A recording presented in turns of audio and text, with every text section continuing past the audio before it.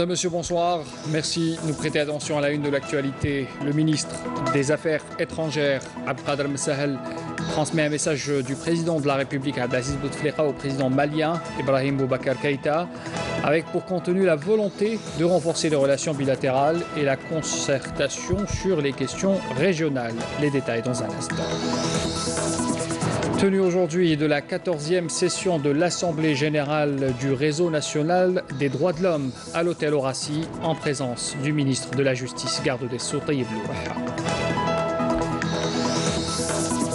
Un chiffre à retenir, plus de 143 800 femmes rurales ont bénéficié de crédits pour la création de leur micro-entreprise. C'est ce qu'indique la ministre de la Solidarité nationale à l'occasion de la Journée mondiale de la femme rurale, à suivre également tout à l'heure. Et puis le village de Tiferdoud à Tizi Ouzou a décroché le premier prix à la Bahaïset du village le plus propre, édition 2017. Les résultats de ce concours, qui est cette année à sa 5e édition, ont été annoncés lors d'une cérémonie organisée par l'Assemblée populaire de Wilaya à Tizi Ouzou. Bonsoir à tous. Le ministre des Affaires étrangères, Abdelkader Messahel, a donc été reçu par le président de la République du Mali, Ibrahim Boubacar Keïta, auquel il a transmis les sentiments de fraternité et d'estime du président de la République, Abdelaziz Bouteflika, ainsi que son message portant sur la volonté de renforcer les relations bilatérales et la concertation sur les questions régionales. Le président Keïta a tenu, pour sa part, à réitérer sa gratitude au président Bouteflika pour son engagement personnel et ses efforts pour accompagner les Maliens sur la voie du dialogue en vue de retrouver la paix et la stabilité dans le pays. Messahel, il faut le rappeler, effectue en ce moment une tournée dans les capitales de certains pays du Sahel qui renouvelle par là même l'engagement de notre pays pour le retour de la paix et de la stabilité dans cette région. Je vous invite à écouter sa déclaration. J'ai eu l'honneur et le privilège d'être reçu par le président de la République, auquel j'ai transmis un message de son frère, le président Abdelaziz Bouteflika, un message de fraternité, un message d'amitié et un message plein d'intérêt pour le renforcement des relations entre nos deux pays. Donc on a eu l'occasion de passer en revue l'excellente relation qui existe entre nos deux pays. Comme vous savez, à la suite de la visite qu'avait effectuée le président Ibrahim Boubacar Keïta à Alger, nous avons pris de grandes décisions. Donc aujourd'hui, on lui a fait un peu le point, où est-ce que nous en sommes dans la mise en œuvre de ces grandes décisions. Concernant la mise en œuvre du processus, l'accord de Bamako, né du processus d'Alger, l'Algérie apportera sa part.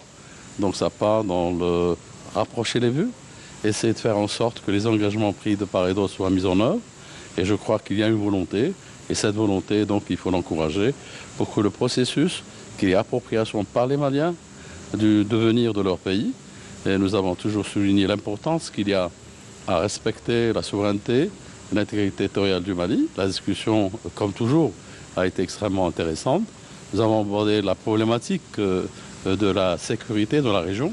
Donc nous avons salué l'initiative qui a été prise par le gouvernement malien et par le président Ibrahim Boubacar Keïta. Donc on a eu le privilège de recevoir ce matin à l'ouverture de la conférence, d'avoir convoqué cette conférence sur cette thématique, donc autour de la sécurité dans le Sahel et dans les pays régionaux. Nous sommes une région qui fait face à de grandes menaces. Nous sommes une région où il y a de grandes turbulences. Donc il est évident, il est intéressant, il est important que nous fassions de la coordination entre nous, que nous échangions nos analyses, que nous échangions nos informations et que nous soyons vigilants par rapport aux menaces qui s'appellent terrorisme, qui s'appellent crime organisé, qui s'appellent trafic de drogue, qui s'appellent trafic humain. Donc tous ces genres de mots et de menaces qui pèsent sur la région doivent nous conduire à plus de coordination, à plus de solidarité. Et je crois que la conférence de Bamako, à laquelle mon frère m'a convié, puisque c'était une conférence réservée uniquement au pays de la CEDEAO, mais il a eu cette amitié de nous inviter et j'ai pris part à cette conférence.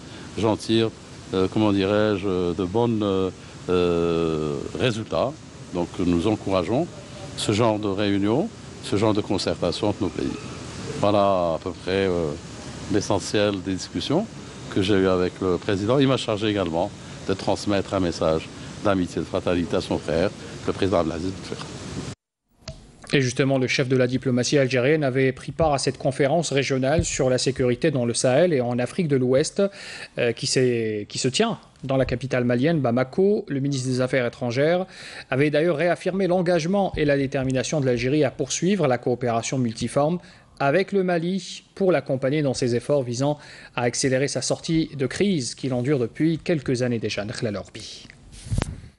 La réunion de Bamako a essentiellement porté sur l'évaluation globale de la situation sécuritaire en Afrique de l'Ouest, avec en sus l'élaboration d'une nouvelle stratégie collective en matière de lutte contre le terrorisme et la criminalité transnationale organisée dans le Sahel.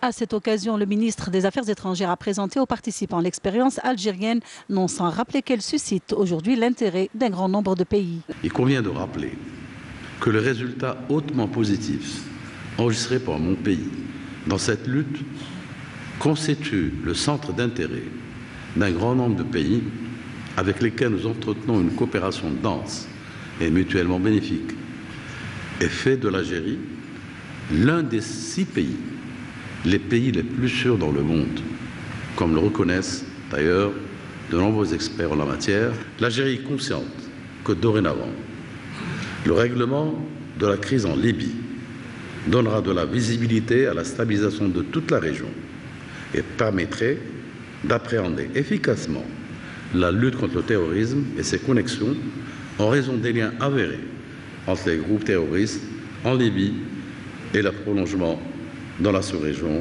en même temps que la connexion avec le Boko Haram au Nigeria. Abdelkader Messahel a d'autre part présenté les principaux axes du mémorandum sur les perspectives de la prévention et de la lutte contre l'extrémisme violent et le terrorisme en Afrique, adopté lors du dernier sommet de l'Union africaine. L'intérêt est la considération de nos partenaires pour notre expérience et notre engagement au plan régional et international en matière de lutte contre le terrorisme sont traduits notamment par la désignation de son Excellence le président Abdelaziz Bouteflika par ses pairs africains lors du sommet de l'Union africaine en janvier 2017 comme coordonnateur de la prévention de l'extrémisme violent et de la lutte contre le terrorisme en Afrique. Cette désignation témoigne du respect dont jouit le président de la République auprès de ses pairs africains pour son engagement sincère et indéfectible en faveur de toutes les causes en Afrique. Le ministre des Affaires étrangères a en outre réitéré la ferme volonté de l'Algérie pour œuvrer au renforcement de sa coopération avec le Mali, l'ensemble des pays du continent et les autres partenaires dans le monde pour relever les grands défis communs. Et Abdelkader Messahel qui, vous le savez, poursuit sa tournée sahélienne. Il est arrivé ce dimanche à Addis Abeba où il prendra part aux travaux de la session extraordinaire du Conseil exécutif de l'Union africaine prévue demain. Cette session extraordinaire aura pour objet surtout d'examiner les préparatifs du 5e sommet Union africaine-Union européenne qui se tiendra à Abidjan les 29 et 30 novembre prochains. Le président du Conseil de la Nation, Abdelkader Ben Salah, a réitéré à Saint-Pétersbourg l'attachement de l'Algérie au principe du règlement politique des crises et des conflits et du droit des peuples à l'autodétermination dans son discours prononcé à l'occasion de la 137e Assemblée de l'Union interparlementaire. Ben Salah ajoute que, partant de ce principe, l'Algérie est fermement convaincue que le règlement de la question du Sahara occidental réside dans le fait de permettre au peuple sahraoui d'exercer pleinement son droit à l'autodétermination conformément au principe de la légalité internationale, comme elle réitère son soutien au recouvrement du peuple palestinien de ses droits nationaux à l'édification d'un État indépendant avec la ville sainte Al-Quds comme capitale.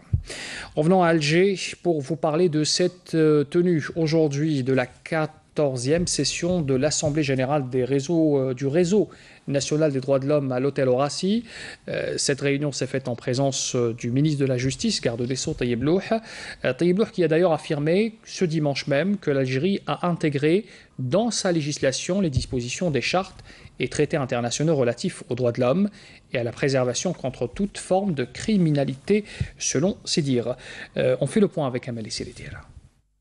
En matière de promotion des droits de l'homme, l'Algérie a depuis son indépendance comptabilisé des acquis considérables, grâce notamment à la politique éclairée du président de la République Abdelaziz Bouteflika. Une politique marquée par le respect des idéaux, valeurs et principes nationaux et soucieuse de l'adaptation au développement, à la modernité et à la prospection pour une meilleure réponse aux préoccupations et aspirations du citoyen. C'est ce qui a été relevé par le ministre de la Justice, garde des Sceaux, Taïeb Louh, lors des travaux de la 14e session de l'Assemblée générale du réseau arabe des institutions nationales des droits de l'homme.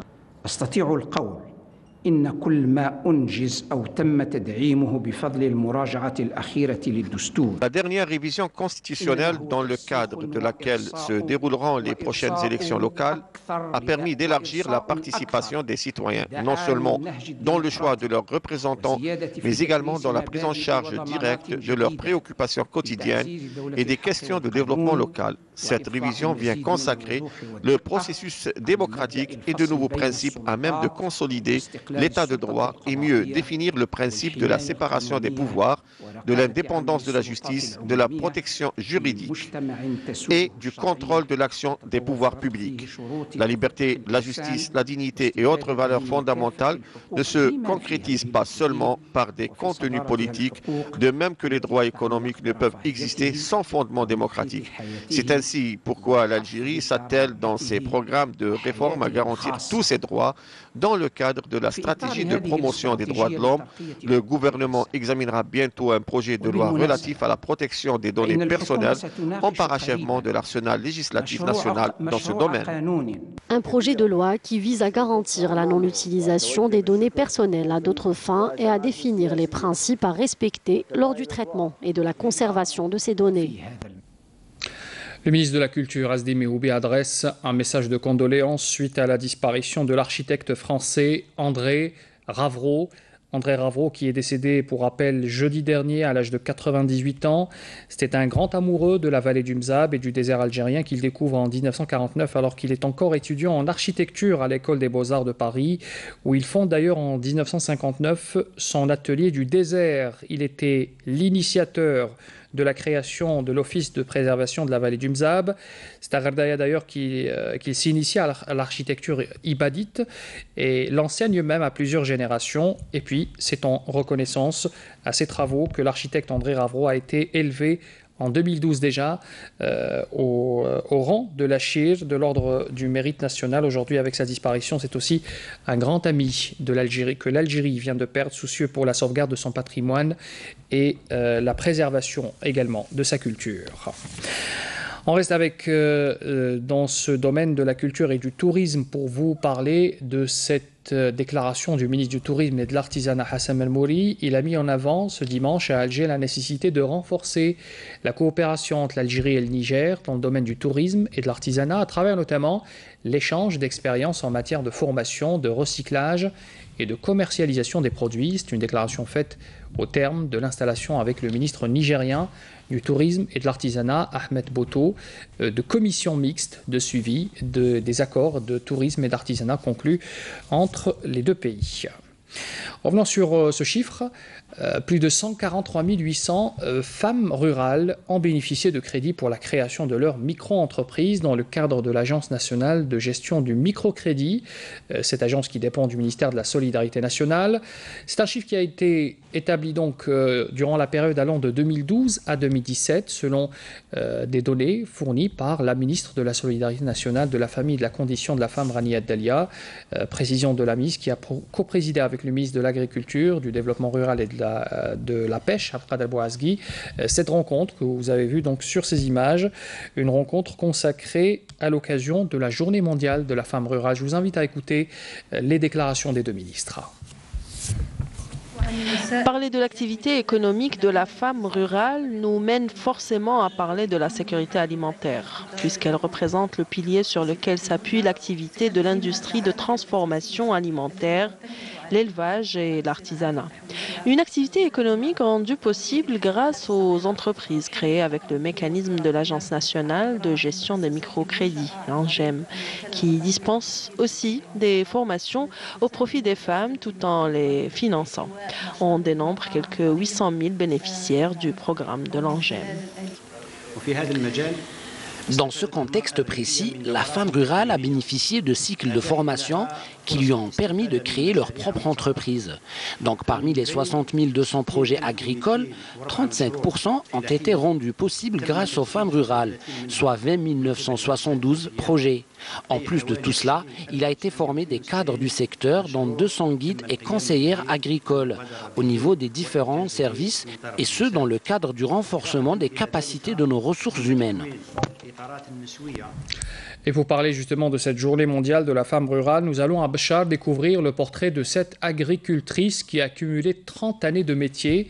Il s'agit de Fatima Bahri, c'est une femme qui gère une exploitation agricole de 5 hectares et qui ne se laisse jamais décourager par les difficultés inhérentes à ce métier dur. Bouchar Abouali. Fatima Bahri est une agricultrice chevronnée. Voilà plus de 30 ans qu'elle laboure ses terres. Un dur labeur grâce auquel elle fait vivre toute sa famille et fournit sa région en produits agricoles variés et de qualité. À cette heure, je suis déjà dans les champs. Je travaille mes terres, je les irrigue et je me débarrasse des mauvaises herbes. Je fais ça au quotidien, même si je suis malade. Fatima Bahri n'a bénéficié d'aucun programme d'aide ou de soutien agricole. Cela ne l'a pas empêché de réussir son entreprise. Grâce à ses efforts et au soutien des membres de sa famille, elle gère une exploitation agricole prospère qui s'étend sur 5 hectares. Je cultive des dattes, des raisins, des olives, des abricots, des grenades, de l'oignon, bref, toutes sortes de fruits et légumes. On aimerait par contre qu'on dévie l'oued pour que l'eau ne submerge pas notre récolte. Je lance un appel aux autorités locales pour trouver une solution au problème de l'oued qui noie parfois leur récolte. Les crues des oueds n'ont pas eu raison de la détermination de Fatima Bahri, qui s'est jurée de se lever tous les matins tant que Dieu lui prête vie pour travailler ses terres et faire prospérer son exploitation agricole. Un mot sur les élections locales du 23 novembre prochain pour vous parler de la poursuite de l'opération de révision ordinaire des listes électorales. À Ain Timouchen, par exemple, on s'active pour régulariser sa situation afin de s'acquitter de son devoir civique. Hassib Abdallah. Nous sommes dans la commune de Ain Lerba à Ain Timouchent. Depuis quelques années, cette région rurale de 20 000 habitants a bénéficié de plusieurs projets de développement afin d'améliorer la qualité de vie. Nous avons par exemple refait les trottoirs, les routes, l'aménagement urbain, on a refait la pelouse du stade, nous avons distribué 335 logements sociaux locatifs et il reste environ 335 autres logements à réaliser et à distribuer. Mais cela reste encore insuffisant pour la population locale. Alors, à l'approche des élections, les espoirs d'amélioration et de changement sont là. Et les électeurs ne manquent pas de souligner leurs attentes. J'aimerais bien que le prochain élu ait connaissance de nos problèmes et de nos besoins réels. Il nous faut une route goudronnée ici, devant le stade, car la route est très vétuste et poussiéreuse. Ces jeunes ont besoin de beaucoup de choses, comme par exemple des stades communaux. Les habitants de Ain Lerba attendent beaucoup des prochaines élections. Voir leur village doté de toutes les commodités reste leur premier souci. 6 narcotrafiquants ont été interceptés hier par des détachements de l'armée nationale populaire dans plusieurs wilayas du pays qui ont par ailleurs saisi des quantités importantes de produits divers. C'est ce qu'indique ce dimanche dans un communiqué le ministère de la Défense nationale. Pour aller dans le détail, sachez que l'armée nationale populaire a saisi 19 tonnes de tabac, 1,5 tonnes de denrées alimentaires, 740 litres d'huile de table, 1200 litres de carburant et 3 véhicules tout-terrain à l'Oued et à Ingezam. À Tlemcen, Béchar, Adrar et Batna, des éléments des gardes-frontières et de la gendarmerie nationale ont intercepté donc ces 6 narcotrafiquants et ont saisi 124 kg de kiff traité, 3100 comprimés psychotropes et 1143 unités de différentes boissons, ainsi que 2 véhicules touristiques. Par ailleurs, toujours selon ce même communiqué des gardes-côtes, ont réussi à mettre en échec à Mostaganem, à Oran, à Ain Timouchent, à Annaba également, des tentatives d'émigration clandestine de 106 personnes à bord d'embarcations de construction artisanale. Et puis enfin, on apprend aussi que 42 immigrants clandestins de différentes nationalités ont été arrêtés à Tlemcen, Mostaganem, Ralizen, Béchar et enfin Ghardaya également. Une information à retenir également, l'ancien sélectionneur national Rabah Saadan a été désigné nouveau directeur technique national. C'est ce qu'a annoncé ce dimanche la Fédération algérienne de football. Fédération algérienne donc qui a annoncé sur son site officiel Rabah Saadan, 72 ans, qui avait conduit les Verts à deux phases finales de la Coupe du Monde, d'abord en 1986 au Mexique et en 2010 en Afrique du Sud. D'autre part, on apprend aussi que Boualem Sharaf a été également nommé directeur des équipes nationales, le technicien qui fêtera ses 59 ans en février prochain, a entraîné plusieurs clubs en Algérie, notamment l'USM Al-Harrach.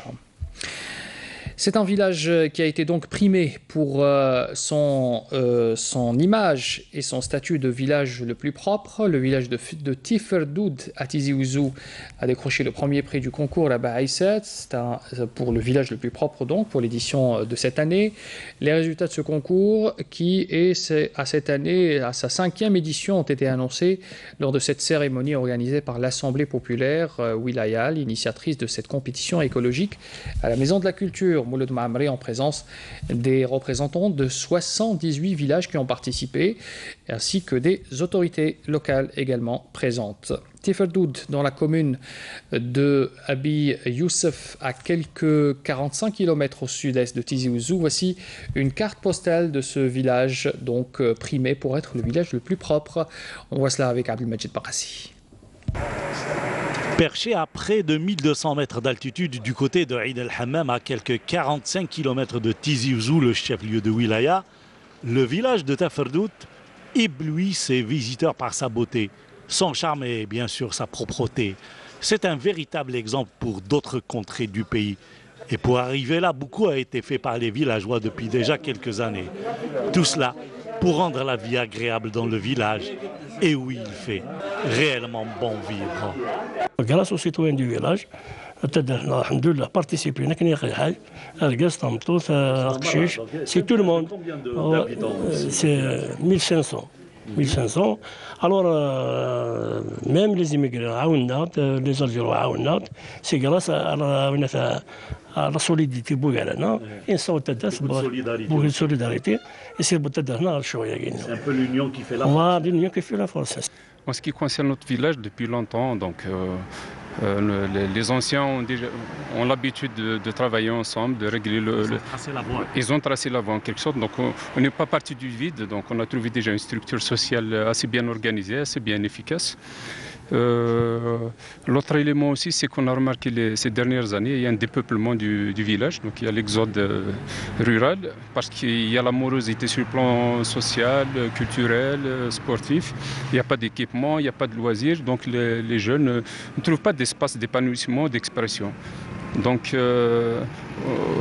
on a fait en quelque sorte un constat. On s'est dit que si on continue comme ça, c'est la ruine d'abord des bâtisses, la dégradation de l'environnement spatial et par conséquent la dégradation de l'environnement social aussi. Un travail colossal a été accompli bien évidemment en faisant contribuer tout le monde. Les femmes étaient en première ligne. Voici leur témoignage. Les femmes de notre village ont grandement participé à cet événement en sortant dans les rues, en nettoyant, en encourageant les hommes, en donnant des idées. On était toutes là, toutes présentes, à faire main dans la main et à donner des idées et à faire de nous mieux pour faire de notre village le plus haut, le plus beau et le plus propre, Inch'Allah, de toute l'Algérie. Un village qui s'est reconstruit, bien sûr, grâce aux efforts de tous les villageois, mais aussi de la collectivité locale, mais aussi l'apport des enfants du pays établis un peu partout à travers l'Algérie, mais aussi ceux établis à l'étranger. Le président d'APC qui nous a beaucoup aidé à réaliser ce qu'on a fait, avec un encouragement financier. Et il nous a encouragés. À chaque fois qu'on nous demande quelque chose, travailler, je suis là. C'est avec les moyens des gens qui n'ont pas les moyens. Il y en a qui n'ont pas les moyens, mais ils participent. Contribution minime. Des fois, ils n'ont pas à manger le soir, mais quand on demande l'argent, ils nous le donnent, avec les moyens qu'ils ont. Alors, soit financièrement, j'étais aussi chapeau aux immigrés. Ah, et c'est tous ceux qui sont dans le pays, les villes d'Algérie, ils nous ont aidés à chaque fois qu'on demande quelque chose. Pour les enfants de Tifrdout, où qu'ils se trouvent, la solidarité villageoise n'est pas un vain mot. On termine en musique pour vous parler du 9e Festival culturel international de musique symphonique qui s'est ouvert hier soir à l'Opéra d'Alger, Boualem Bessaïah. Sous la direction du maestro Amin Rouidal, l'Orchestre symphonique national a ouvert le bal. Il avait animé hier la première soirée avec des artistes italiens. On voit cela en détail avec Amel Messaïda.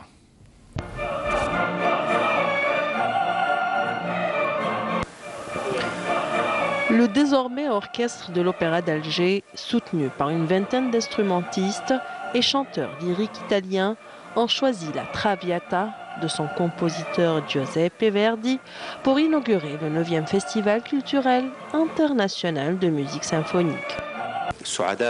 Très heureux que ce genre de festival prenne de l'ampleur et touche de plus en plus de personnes. C'est pour cette raison que nous soutenons d'une manière régulière ce festival, car cette musique éduque le goût et nous connecte directement avec la musique universelle. L'Algérie draine aujourd'hui les plus grands musiciens. Je remercie le public pour son goût raffiné. Ils sont de plus en plus nombreux à venir apprécier cette musique. Je souhaite plein succès à ce festival.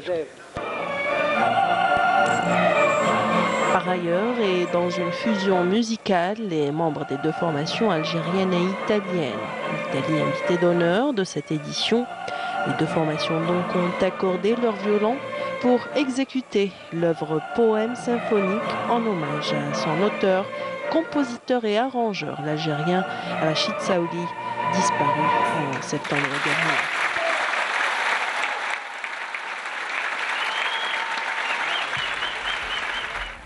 Le rappel des titres avant de vous quitter. Le ministre des Affaires étrangères, Abdelkader Messahel, transmet un message du président de la République, Abdelaziz Bouteflika, au président malien Ibrahim Boubacar Keïta, avec pour contenu la volonté de renforcer les relations bilatérales et la consolidation et la concertation aussi sur les questions régionales. Tenue aujourd'hui de la 14e session de l'Assemblée générale des réseaux nationaux des droits de l'homme à l'hôtel Roissy, en présence du ministre de la Justice, garde des Sceaux, Taïb Louha.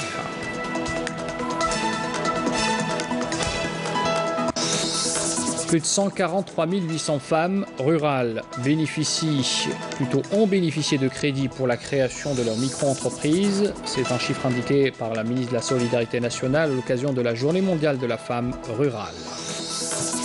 Puis le village de Tifrdout à Tizi Ouzou décroche le premier prix du concours Rabah Aïssa du village le plus propre, édition 2017. Les résultats de ce concours, qui est cette année en sa 5e édition, ont été annoncés lors d'une cérémonie organisée par l'Assemblée populaire de Wilaya. Nous avons vu une carte postale consacrée à ce village jugé le plus propre à Tizi Ouzou. C'est la fin de ce journal, merci de l'avoir suivi. Très bonne soirée à tous. Pour l'information, retrouvez dès demain à midi Amina Zahouf. Je vous donne rendez-vous à 19h. Au revoir.